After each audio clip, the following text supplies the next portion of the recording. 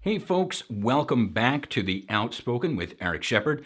Got kind of a big topic today, so less on the jokes and more on the serious stuff.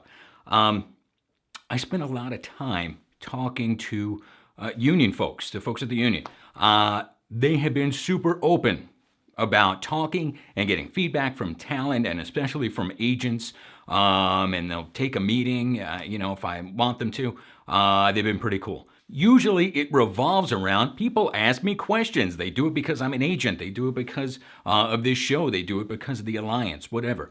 And so I try to bring those concerns to them and say, listen, this is the word on the street. Don't shoot the messenger. I'm just saying this is what people are saying. What do you guys think? How am I supposed to answer them? Because I don't know. I'm not, a union bigwig. So what's the deal? This is not like an expose. Everything that I'm saying here is stuff that they've told me and said this is, public record. I'm just trying to put it all in one place here so you guys know, what I know. Again, I get asked these questions a lot, but I just got an email last week from somebody, and it kind of encapsulated a lot of the questions and a lot of the concerns that folks have. So here I am. So what they said, first and foremost, is why do you think SAG-AFTRA dismisses VO? So I get, this is a common feeling that I brought up with them in the past already. There's a SAG-AFTRA National Committee for Voiceover, but they don't actually meet. The non-committal response to the bank merger was concerning. Are they in bed with the enemy? This person went on and on and on. Again, I'm just going to kind of give you a general idea of what I know. There is somewhat of a disconnect between how a lot of actors feel and how the union feels. To some, it feels like they're reading from an older book. I'm not saying who's right or who's wrong. Again, don't shoot the messenger. So a lot of folks see kind of a blurring of the lines between union talent and non-union talent. They don't see that. It's pretty black and white for them. When I say there's a ton of great actors out there, they're amazing. They're some of the best VO talent in the industry, and they're non-union for multiple reasons because they don't like the union. They do a lot of non-union stuff. They're in a right-to-work state, whatever. They don't see that. They disagree. If you're a good actor, if you're a great actor, if you're a valuable working actor, then you're union, or you will be. Like, it's inevitable. You're on your way to being unionized, and if not, generally you're kind of bush league. So they talk up their members. Good for them. When I say there's a lot of union VO actors out there who feel they have to take non-union work because they feel that perhaps they don't have a choice, they're almost offended. They take it personally. They see it as kind of an attack on their membership, that they would never stoop so low. They would never do such a thing. They're a union talent, and they would not be doing non-union work. If they were doing non-union work, they police this stuff, and they would know about it immediately. That's going to be the word for this video, is generally the feedback that I get. When I say it seems that FICOR is a lot more popular of a choice lately.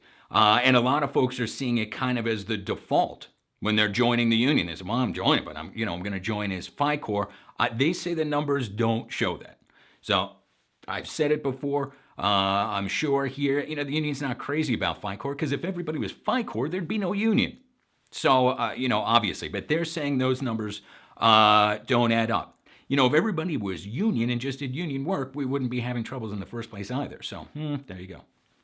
When I say agencies under some local jurisdictions are being frozen out of franchise opportunities, and then there are agents in other parts of the country that are being fast-tracked, they say this is because of monopoly concerns, that a local would be required to tell talent within that area to work with a franchised agent in that area.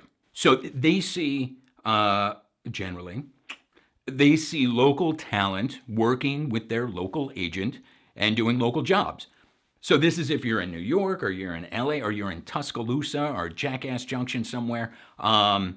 Generally, they don't see VO as being a national market, whereas many talent do. They work through agents that are all over the country, and their clients are all over the world, and it's a global type of thing. They primarily do not see it that way, at least on the local level. Now, when I say voiceover as an industry is in crisis right now, they generally disagree. Listen, if the non-union world is going to hell, that's not really their problem. That's not their concern. They exist to some degree to take care of their talent, their actors. So if non-union is just exploding, that's not going to be on the top of their priority list. When I say we're seeing huge clients go to non-union, and I've discussed that before, there's lower and lower rates, they're kind of jumping ship to go there, they disagree as well. They're saying that they're not seeing that. They say the numbers or the metrics for commercial, at least in the commercial world, are steady. So they're not seeing any sort of exodus, they're not seeing any sort of problem, generally. Now, there's others there that I've spoken to, and they say, yeah, well, the metrics are really skewed actually towards celebrity commercial folks, because they get paid like $1 zillion, and so they blow the curve for everybody. There's other folks that are saying, yeah, it's been steady, but it's been steady for 1,000,000 years, and so there's no growth, and so that means that there has to be some sort of loss. So that's kind of a wash. Who knows? Generally, a non-issue. So again, that's on the client side and on the talent side. If I say the clients are going non-union, they don't see that as a trend. They don't see a rush towards non-union, cheaper work, and they don't see talent gravitating towards the non-union work either. When we discussed franchised agents sending out more and more non-union stuff, either through themselves or through these other entities, they say, hey, that's always been their right. So again, not a trend, not a concern if it's escalating, but hey, they're allowed to. So many in the voiceover world are panicked, and we're all freaking, and the sky is falling and whatever.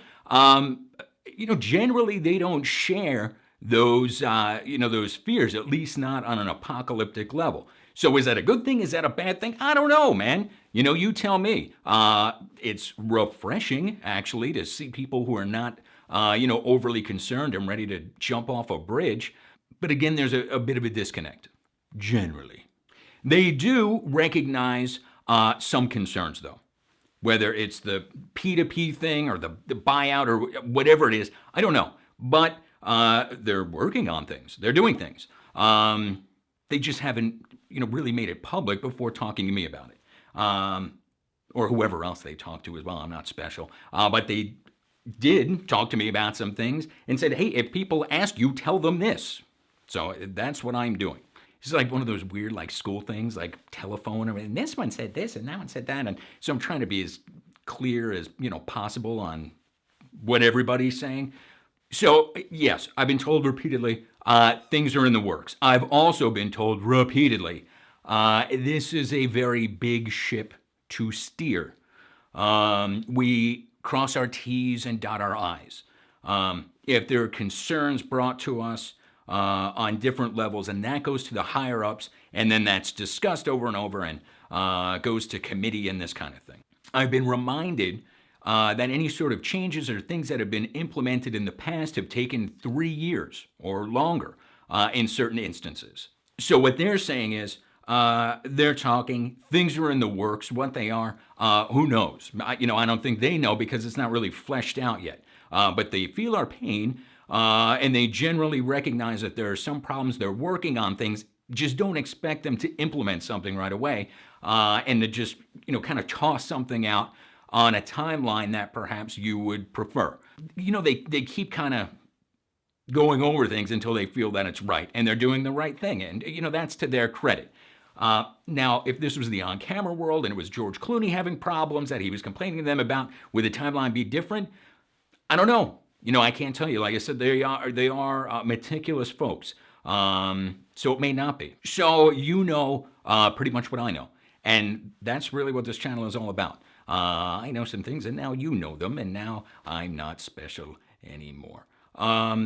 Again, they're real serious about this outreach thing.